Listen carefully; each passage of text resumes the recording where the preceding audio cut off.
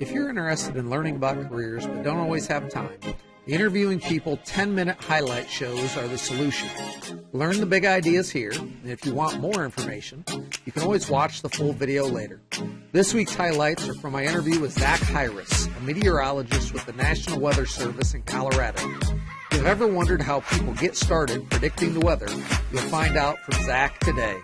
Enjoy the show. As we started our conversation, I asked Zach to talk about how he decided to attend SUNY-Oswego, and he talked about how that school offered what he didn't feel he could get anywhere else. So for SUNY-Oswego, there's a limited number of schools in the U.S. that have meteorology as a major. And for the state of Ohio, there's Ohio State, and then there's Ohio University. And I actually toured Ohio State as one of my college visits during high school. And the campus for me just was too big of a city, too big of a campus, transitioning from a very small school like Van Buren. So neither of the Ohio schools really stood out to me. University of Michigan is also a good school for meteorology, but it's also pretty expensive. And there's a lot in the Great Plains and the South and the Southeast, but none of them really stood out to me. And I kind of stumbled on this list of schools that were options that were kind of lesser known and ended up at Oswego. And I like the climate of it. The campus itself is tucked right away on the lakeshore. So every day you're staring out into these just amazing sunsets out on the lakeshore. You've got lake effect snow, which is one of the coolest weather phenomena I think there is out there. Just with some of the insane stuff you'll get off of the Lake Ontario there. And the school itself was small. The program was relatively small. I mean, my graduating class for meteorology is about 15 people. So, and that was one of the larger ones actually that the school put through. So it's a really close-knit program, as kind of a really beautiful location right on Lake Ontario, close to the Adirondacks. As Zach gained some college experience, he began to think about his life after college. As part of an internship, he lived in Ames, Iowa, and he visited some people at Iowa State, which led to him becoming a graduate student at Iowa State. When I was between my junior and senior years of undergrad, I did a research internship at the National Weather Service office in Des Moines.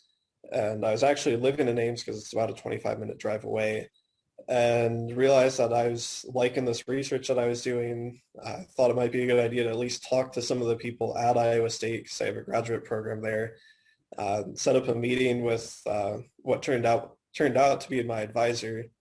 And we talked for about an hour and a half and just talked about everything from what the grad school application process was like to what the funding options looked like, what type of projects he did, and kind of left it at that for a few months. And then when I got back to Oswego in the fall of my senior year, he sent me an email saying, if you haven't applied, like, I strongly would recommend that you do, like, it'd be good to have you in this program.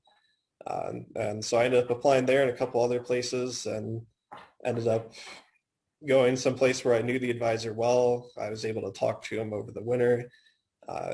It was just kind of a combination of knowing the area, knowing that the research I'd be doing was good, and then knowing that the advisor was well respected and a respectful person in general. He's really easy to work with. So it was a combination of a lot of things, but it turned out working out fairly well, I'd say.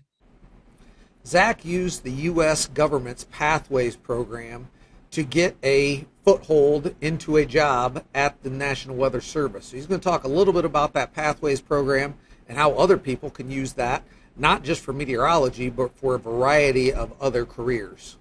So the application process for that is, it's a U.S. government job. So it's all run through this website called usajobs.gov. It's got all of the government jobs. So even if you're not interested in meteorology, but other sectors, that website is the one to go to. So they post those usually once every year, right around January or February. I know they're about to post one now for current students. And essentially anyone that's not a freshman, so if you're a sophomore, junior, senior, first year, second year, third year grad student, you're eligible to apply. You just have to be a student in the next semester. And so when I found out I was going to grad school, I saw that that opportunity came up, and I knew I wanted to work in a forecasting setting at some point, and I knew that being with the Weather Service, being with the government was a type of job I was really interested in. And so uh, kind of going back to how those other students would help uh, during the course of undergraduate career, it was kind of a group of us that sat down, worked on our resumes, worked on our cover letters, worked on that type of stuff, submitted applications together, and then you kind of wait 2 months because the government takes a little bit of time to go through that stuff.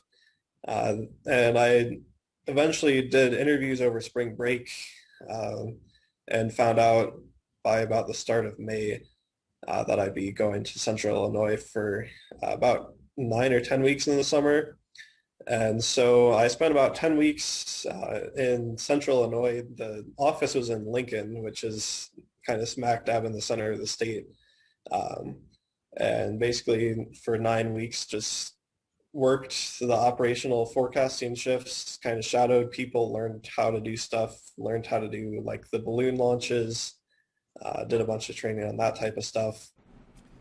Employers always want to hire people who have experience, but it's very tough at times to get experience. So Zach's going to talk about how he used volunteering as a way to get experience that he was then able to use as he started applying for jobs. And so the first 2 years as a freshman and sophomore, I did that as a volunteer. And then there are two kind of student director positions that did actually get paid a little bit. It still wasn't much, but it was something. Um, but having that, the combination of that volunteer experience and then the director experience, especially providing forecast services, I think was instrumental in getting both the Holling Scholarship, which is how I got the research opportunity at Des Moines, but then also the Pathways program internship that got me kind of into the position I am now. Just having some sort of experience like that, something really valuable working with a key partner like the Department of Transportation, I think was a really unique opportunity to Oswego, and it's something that absolutely made a huge difference in my career path. Even though Zach is a meteorologist, he doesn't appear on TV on the nightly news like we typically think of meteorologists doing. So he's going to talk a little bit about what he does on a daily basis and what that then translates to for people getting their weather forecasts. A typical day, it really depends on the type of shift you're scheduled for and what the weather's doing outside. So we kind of have two different uh, shift types. And the first is like the actual grid forecaster where you're directly editing the forecast for basically 100,000 or 200,000 grid points over anywhere from a 10 to 20 county area. And you're making the forecast by hand, putting it all together, anything from the temperature to the winds to the snow to the humidity. You're kind of doing it all. And that kind of takes up, if you're on a forecast shift, that takes up basically your whole day. And then we also kind of have a decision support shift where a lot of your shift is spent messaging anything from kind of your typical public posts like snowfall maps and temperature maps to specific targeted type of briefings to either state or county level officials. It really depends, again, on what the weather's doing. So Zach then talked about the role networking has played in his career path. as an undergraduate student, I probably wasn't very good at actually networking. I kind of did just enough to find myself in good situations. Uh, but even those little things made a difference. Like if I had not, while I was in Iowa, if I had not reached out to the one professor on Iowa State's campus, I wouldn't have ended up talking to him. I wouldn't have ended up having a personal relationship with this professor leading up to these graduate school applications.